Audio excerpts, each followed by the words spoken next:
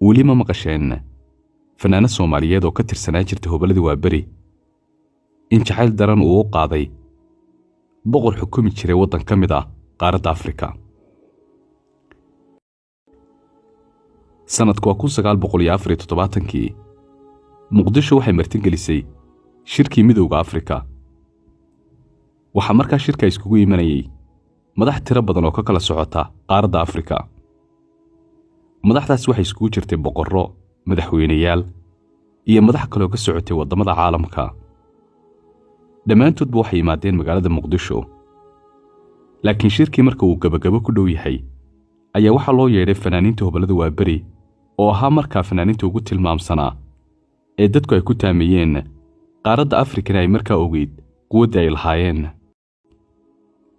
Hoballadii Waaberi marka ay goobta ka qaadeen heesa xiiso badan oo marka ay la dhaceen madaxda Afrika ayaa goobta waxaa joogtay fanaanad la odhan jiray Khadiija Qalanjo.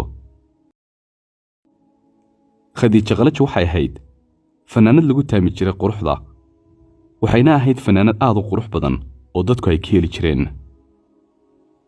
fanaanadan quruxdeedii waxaa la dhacay boqor magaciisa la odhan jiray Bukaasa.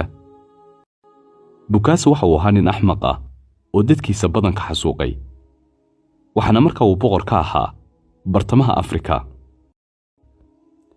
Bukaasa markii uu aad uga helay Khadiija Qalanjo waxa uu markiiba u tegay madaxweynihii Soomaaliya ee Maxamed Siyaad Barre, waxaana uu ku yidhi waxaan u baahanahay fanaanada quruxda badan. Siyaad Barre waxa uu ku yidhi magaceeda waxa la yiraahdaa Khadiija Qalanjo. Qalanjo waxa loogu bixiyay inay tahay gabadh aad u qurux badan. boqorkii waxa uu la sii dhacay gabadhan in quruxdeeda ay la dhacsan tahay Soomaaliya. kadibna waxa uu ku yidhi madaxweynihii waxaan rabaa inaad ii shurkaamisid oo weliba haddii ay ogoshahay inaan wax walbaaba u samaynayo oo aan cagaheeda dahab ka dhigayo. Siyaad Barre waxa uu hoos ula faqay Khadiija Qalanjo, waxaana uu ku yidhi mid ka mid ah martida inala joogta ayaa aad kula dhacsan, raba inuu sheeko kula wadaago. Siyaad Barre waxa uu sheegay boqor Bukaasa inuu raali ka ahaanayo, gabadhii Soomaaliyeedna ay diiday oo weliba ay ka jeceshahay wiil Soomaaliyeed. Bukaasa sidii ayuu ku holeelay oo magaalada Muqdisho uga tegay. Khadiija Qalanjo waxay ahayd gabadh aad u qurux badan.